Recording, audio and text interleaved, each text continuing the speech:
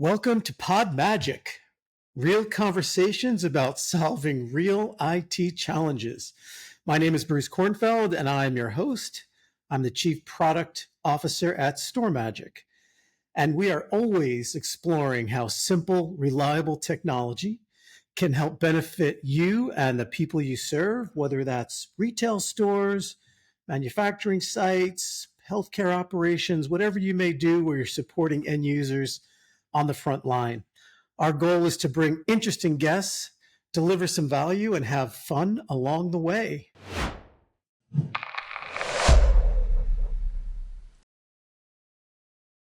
So let's dig in for today's episode. We have Paul Nashawaty, and welcome, Paul. It's good to see you again. Bruce, always good to be on with you. Great to see you. All right, a quick bio, then we'll jump in. So Paul is principal analyst for the Cube Research and Officially Connected, where he provides insight into application development, including deep research, very deep, and analysis in build, release, operations, and DevSecOps. Prior to this, Paul has held senior roles with large and small companies, as well as 6 years as an industry analyst. And that's how Paul and I know each other, from the industry analyst days. So welcome, Paul. And I don't know if you want to give any other quick bio, background info that I didn't touch on. Feel free to, and then we can jump in. No, Bruce, super excited to be here. This is a great time to be talking about all the industry challenges that are happening across, whether it's the edge, containers, DevSecOps, build, release, and operations in the CI/CD pipeline. Lots of great things happening. Great to jump right into this podcast with you. All right. Well, let's start with an easy one that should be right up your alley. I don't know what questions are going to come out of my mouth, but I'm sure we'll have some fun here. So one is, let's just talk about something that I think you spend a lot of time on, is application development. What's happening there? And if you can think about it from an edge perspective at small sites or remote sites, what's going on there? What's new? What's exciting in the world of application development for the edge? Yeah, Bruce, this is really top of mind right now for many organizations that I speak to, that I talk to. It's the number one goal for CIOs right now, is to do application modernization. Right. So they're looking at it, and that's a treadmill. There's always this modernization exercise. In my practice, I typically deal with the context of past, present, and future. And as we start looking at the context of locale, whether it's the core to edge to cloud, there's always kind of some pivoting, some moving around where those applications are being developed, how it's being developed, and then what tech stack's being used at each area. So when we look at growth in applications at the edge, what we're finding alone at the edge, just at the edge alone, we're finding that over the next 2 years, there's going to be an explosion of growth in applications of 500 to 1,000 net new production applications at the edge locations alone. This is largely due to AI. This is largely due to processing information where it lives and where at the specific location. So lots happening here, and that modernization strategy that we hear a lot to talk about here from the CIOs, they're trying to figure out how to do it, right? And try to figure out what the skill gap issues and complexity issues, and we know that the tech landscape is changing quite a bit as well. So did you just say that the cloud is dead? Is that what you're saying, Paul? Is that what I'm hearing from you? I don't know if I said that, but I mean, I think that there's an opportunity to kind of move around. Well, let's talk about it, because cloud isn't going anywhere. Companies are still using them, and it's growing as well. I'm just wondering, are you seeing movement of applications that are saying, okay, we used to run these in the cloud, but it's better off to run them at the edge? Or are you seeing predominantly there's just so much newness, the economy's growing, there's so much new opportunity that new applications might be deployed at the edge, or somewhere in between? What are you seeing there? Yeah, Bruce, that's a great question. I mean, when we think about these applications and what's happening, there's a decision that organizations have to make. Are they going to refactor these applications? Are they going to move to containerization? Are they going to leverage their existing ecosystem or infrastructure? Or are they going to move to a different one? What we find in our research is we find that 48% of organizations are building cloud native applications in a private or public cloud. Okay, interesting. But we also see that on-prem, only 11% of respondents indicated that they're building their cloud native applications on-prem. Now, here's what's interesting, Bruce. We asked about 2 years from now, right? Where is this going? And what we found is there's a repatriation of those applications back from the cloud to an on-prem ecosystem or an infrastructure. And what we're kind of understanding here is, as we unpack this data, is we understand that organizations are doing two things. They're bursting to the cloud. They're using the cloud resources for their production or whatever, or development. And then what they're doing is they're modernizing their on-prem or their edge location or whatever it may be. And then they're moving the applications to those specific locations. What we see here also is 20% of respondents indicate that application portability is critical, and 67% say it's very important.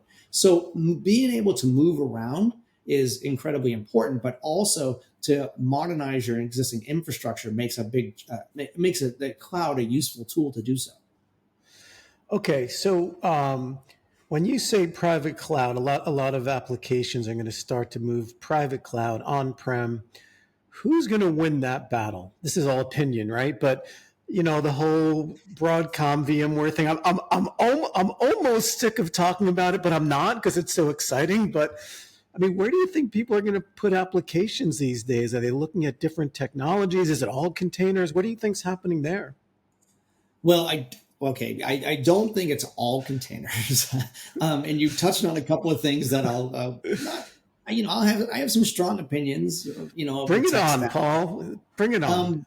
But the tech stack matters, right? And I think if we look at, again, I'm going to fall back to the comment that when I talk to CIOs and they say, well, the two things that I run into challenges is for this modernization effort, the complexity and skill gap issues.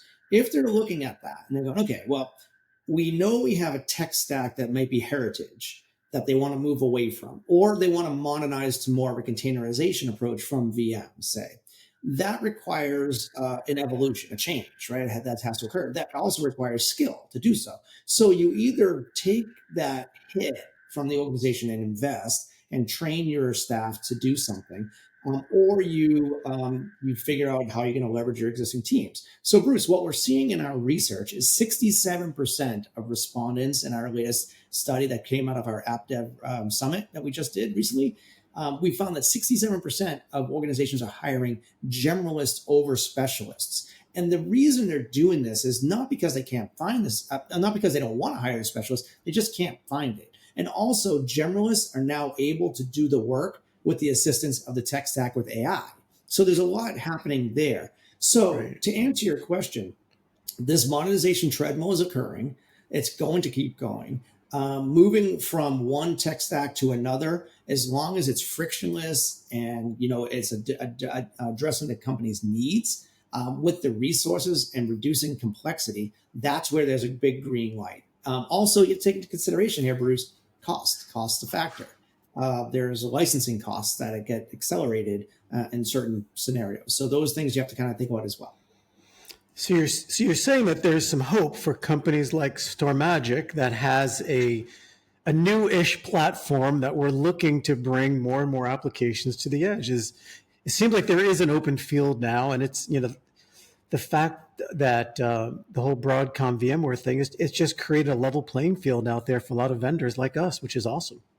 Yeah, I think, it's freedom of choice at this point, right? You have freedom of choice to pick what tech stack you want to do. And frankly, again, the way I see it, organizations that are working with vendors like StorMagic that can provide a solution that's frictionless and easier to deploy with a generalist to do the work versus a specialist. You don't have to bring in a team of people when you can actually have that push the big green button approach, so to speak. I know everybody promises that, but it's true. If you're just looking at moving from one in a heritage environment to a modern environment, you want it to be frictionless. So that's where I think StorMagic is going to excel very well, especially at the edge locations. Yeah, I think part of your research, at least, I think we've talked about this a little bit in the past about talent and talent acquisition. It just seems like, if you think about it, the last 20 years, where have most IT people been focused? It's been virtualization, not necessarily containers. It's been virtualization. It's primarily been VMware. And there's a whole ecosystem of VMware and tools and management processes that everyone's familiar with. It just feels like the move to containers is real, but it's not going to be easy. There's a retraining effort almost that has to go on there. Am I understanding that right? Well, yeah, I agree with that. No, I think that it requires an evaluation from the business, right? I mean, refactoring for the sake of refactoring doesn't necessarily mean you're going to get better results, right? You can actually refactor and get worse results, right? So if you're going to spend the time and refactor from a VM to a container, that might not be the right direction. And frankly, what I'm seeing, Bruce, is a lot of organizations are saying, well, you know what, we'll take our heritage environment, we'll encapsulate that, move it to a modernized platform, and then build our new systems of engagement on containers that use those heritage systems as systems of record, so their data. So especially when you start thinking about, AI and workloads around that, there's data sets. That data set's not going away. We used to call it, data pools and data lakes and big data and all these other words that no longer people say because now we have LLMs and SLMs and all these other AI things. But basically it's the same thing. People are not abandoning their data. That data is the lifeline of the business, right? So they all encapsulate that. There's no need to refactor a relational database, but you can use a new front end experience to access that same information. So I think that there's a kind of a hybrid approach where I'll call it this way, Bruce, a new landing zone for heritage VMs to land on is based on a modernized infrastructure approach. And I think that is really where the application growth is going. Do you see a world, just stay on the container thought for a second, do you see a world in the future? If so, how many years away do you think that we would be in a pure containerized world and VMs are a thing of the past? Does that happen at some point? And if so, when? Yeah, a good question. So did we say that mainframes are no longer going to exist? That's true. If you've ever banked or traveled, you probably were on a mainframe. So, That's that's true, just yeah. that. So, do I think that there's a need and a functionality for a tech stack that's going to support your business needs? Yes. I think from a modern application development perspective, the rapid application development, by the way, I wrote a book on this, a Wiley book, a for Dummies book, Ooh, nice. which is really cool. That's a little plug there. But anyways. You can plug it. It's all good. What we see is, look, in our research, we find that organizations want to release code very rapidly in their cadence, in their delivery cycle, in the SDLC. We found that 24% of respondents indicate that they want to release code on an hourly basis, yet only 8 are able to do so. So it's a big challenge here, right? So pushing code out the door fast. You can't do that with heritage VMs or siloed or mainframe applications that use more of a waterfall effect, kind of delivering your applications every twice a year. But if you're going to release code on an hourly basis, like a SaaS-based application, it really does need to be containerized, right? It needs to be microservices so you can carve it up into the elements that you want to update. You don't have to update the entire thing all at once. You can only update the microservices and get what you need to get done. That is where I think you're going to have that, I'll call it that bifurcated approach, where you have your heritage systems. Those will live on. Those will continue to live on. And then you'll have your modern systems of engagement. Those will continue to be containerized. Okay, so it sounds like that we're aligned here is what I think is the world of 100% containers is probably too far into the future. It feels like we're going to be in the world of mixed VMs and containers. And I'm thinking edge. I'm not necessarily thinking data center, but for edge, it feels like that's going to be around for quite a while. Probably during my lifetime, or at least my working lifetime. How's that? Yeah. I mean, look, edge is going to have, it's going to have that same approach. It's going to have, think of any vertical that you can think of at the edge: retail, insurance companies, medical, healthcare, what you name it. I mean, they have systems of record at these edge locations that, in order to process data, you need to process it at that location. So encapsulating and keeping a VM for that system of record is incredibly important. And again, I call it that landing zone for that VM, have a place for it to live, That's incredibly important. Now, new front end applications where you're doing rapid application development and pushing new systems of engagement out there, sure, that'll be containerized. That'll be React applications. That'll be something that will give a new look and feel. It'll make you feel good if you pull up your phone and you can click on something. Great. But that's basically what the new front end applications are going to be. But they're going to work with those systems of record. Is there an angle here about, because one of the things that we talk a lot about is uptime at the edge and the importance of mission critical. Do you find, obviously you're pretty deep on the application side. Do you find applications that are needed to run at the edge that don't really care about HA, that they can come and go as they please? Or where do you see high availability playing in the application world for edge environments? Yeah, it's a good question. I think that when you think about DRBC, okay, like disaster recovery or business continuity, right? And you're thinking about the application, there's all sorts of things that kind of impact the application. First of all, applications cannot be decoupled from data, because the applications without data are useless. Data without applications are useless, right? So they have to be together. Second, disasters and things that happen can be man-made, can be natural, can be whatever disasters that occur. And that means your business needs to be operational. So you have to have some type of way, especially when you start talking about verticalization, right? Applications that are in healthcare or retail or finance or FinServ, those are kind of required to keep going, pretty much at all costs, right? I mean, some of it's life or death, literally. But when you start looking at, manufacturing, maybe manufacturing at the edge can afford downtime. Maybe it can afford, okay, if the robotic arm doesn't move this part into place, yeah, you're going to have business outage, right? You can have loss of revenue, but it's not life or death, hopefully.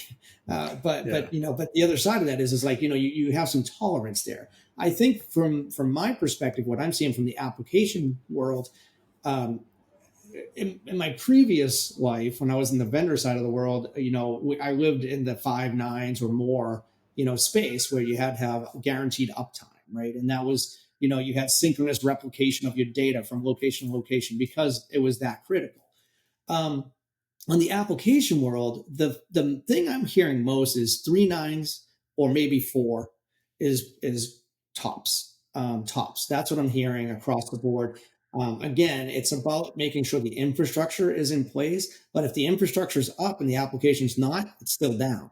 And if the application's up and the infrastructure is not, it's still down. So a lot of organizations are moving away from, typically that I'm hearing, they're moving away from SLAs and they're moving more towards SLOs. So these service level objectives, and trying to make sure that the objective of the team is to all kind of row towards that same North Star. Right. Okay. All right. What about, I want to change topics a little bit. I want to talk about AI in 2 chunks. One would be on the application side, and then I do want to also talk about infrastructure and edge. But what are you seeing? How is this thing is AI, in my opinion, is accelerating. Like each week or each month, it just changes. It's different than it was a month ago. So my question is, for application development, what are you seeing in the world of apps? Like, how is it impacting things? Do companies need less resources to build applications? Did things go faster? What's happening? Yeah, Bruce, that's a good question. I mean, I was just at Open Source Summit last week, or I think it was last week. But anyways, I was just at Open Source Summit recently, and to change is absolutely the key point in AI. I mean, one of the big announcements that came out of OSS was if you're following agents and how agents are working with AI, there's like there was 2 schools of thought. You have this MCP or you have A2A, which is typically like Google, but A2A now is just kind of released into MCPs. And now it's like, now that announcement's out there saying that you can use these things together. And that's a big factor. Now, the reason why that's important, especially at, edge and applications and such, is what we see in the developer world is, you have app dev, right? You have SREs, you have platform engineering, right? You have a whole infrastructure team, right? But then you have this new category of what I call them application developers, prompt engineers, right? These prompt engineers are not typically professional developers, but they're developers that live within a line of business. So think about this from the edge, Bruce. If you're a retail shop, right, and you're trying to do, a business analysis of your day's run, and you say, oh, what did I sell today? What I need, I need my information, whatever. And I use AI to distill the information I need down. I need to have the right prompts in place to produce the right information so I can send it up to corporate or whatever I'm sending it to. That is not a technologist. That's the retail manager, right? Right. And so this citizen developer, right, is out there creating applications, right, using AI. So the tech stack it's enabling call it regular people to be developers, which I think is really cool. Yeah, it really is. Like it's getting to the point where you don't have to have, like you're saying, you don't have to be a software developer, and you can get answers from data by just asking really smart, organized questions, right? It's crazy where it's going. What about on the infrastructure side? I know it's not necessarily your forte, but what are you hearing about enterprises and the impact that AI might have on their infrastructure at the edge? Have you heard anything there? Absolutely. No, infrastructure is necessary. It's very critical to the overall application development part, right? So Can't run software without infrastructure, Paul. I'm just saying. That's right. You need to have so AI can't work unless there's something to run it on. I'm sorry. Exactly. What I'm seeing, especially when we start talking about, we were talking about virtualization earlier, and you start, from a platform engineer's perspective, and DevOps team's perspective, is like infrastructure needs to just provide what they need to do their jobs, right? And if you look at it from that lens, you go, okay, well, if I'm the DevOps person and I need storage and compute, right, because I'm going to run this new workload, I'm just going to flip things on, right? This is where the problem is, Bruce, I think, with AI. Not problem. This is where AI helps the problem of infrastructure usage. DevOps teams, app dev people, they're just going to turn things on because they don't have budget responsibilities, right? They just say, look, I need to provision because I need to get my job done. 300%, 400%, 500% more than they need, provision it, great. Now, the reality of it is that's wasted resources. Where AI comes in and goes, wait a minute, we need to look at that and reevaluate that. Your usage is only 85%. We're going to throttle back some of that. So AI ops kind of comes into play, starts putting back the resources into the pool because you're going to harmonize this pool, right? It's going to be somewhat virtualized, right? You harmonize this pool, put it back into the pool. So now other people can use those resources. And this also, Bruce, this applies to cloud. This applies to the edge. It applies to data centers. It applies to anywhere. But like if you're just flipping things on and you're in the business is paying for it, then you have these cost factors that can make a major impact. So I think that's where AI is going to really excel on the infrastructure side by right sizing what is available to the teams to get their jobs done.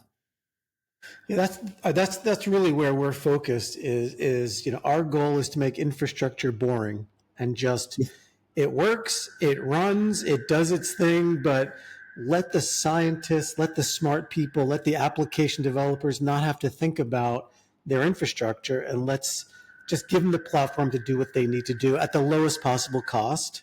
And so the IT team doesn't have to think about installing it. It's just super easy to use and manage. That's the things that we're trying to do on the infrastructure side. Yeah. Okay. So I'm trying to think here. I got a couple more, but let's see. Sorry. I'm sure Tom can cut out some pausing here.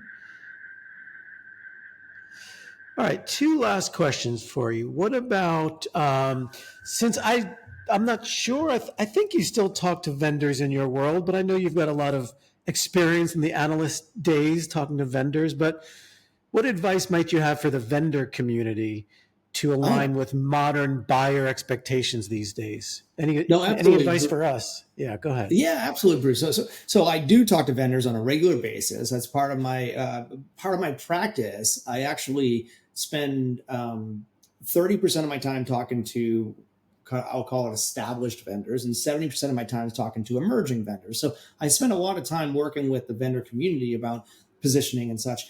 So I guess when it comes to advice, right? When you think about the environments that we're talking with, times have changed quite a bit in IT, in tech, right, in general.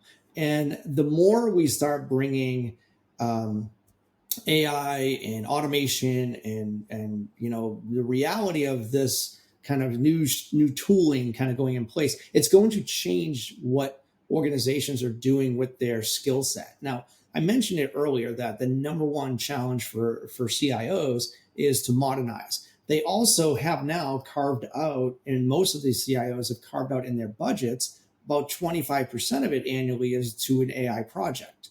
So you have an AI project that's in a budget. Now, they don't necessarily even know what that's going to yet, but they're just saying, hey, that's what it needs to go to because the board said we need to have an AI project. So cool, they have this money aside.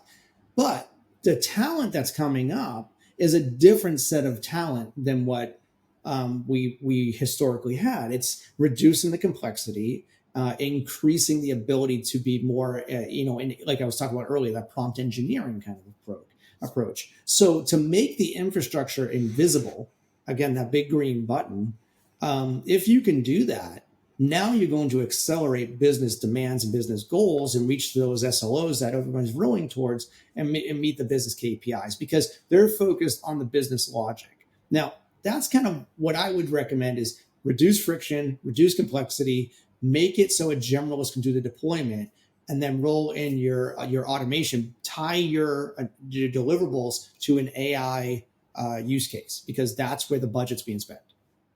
And it's interesting, as you're saying that, I'm thinking, I don't want to reveal how many years I've been doing this, but it's been a while. And the things you just said are completely different from what they were 20 years ago. Absolutely. Right? It's just amazing how things have You changed. and me both. Yeah. Okay. And then I think I got one last question to wrap up with, and let's get your thoughts on what advice would you give to the end user side that are looking to buy, purchase, and build infrastructure for running applications? What would you say their priorities should be, or give some thoughts on where they should focus in 2025 and beyond? Yeah, that's a great question. I mean, the thing about it is I kind of already alluded to is the way I see it. Again, I have the lens of an app dev kind of practice, but the way I see it is the end user side, the citizen developer, right? I mentioned the citizen developer, the lines of business have a goal. Okay. But here's the thing.